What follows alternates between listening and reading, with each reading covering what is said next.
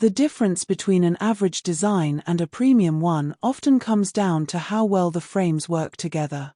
Today, how to create dynamic collage frame systems. Open Canva and create a new design sized 1080 by 1080 pixels. Begin by selecting a soft neutral background and apply a subtle beige to gray gradient to establish a modern foundation. Open the Elements panel, search for frames, and insert 5 rectangular frames in different sizes across the canvas. Avoid placing them in a perfect grid and instead create a balanced asymmetrical arrangement.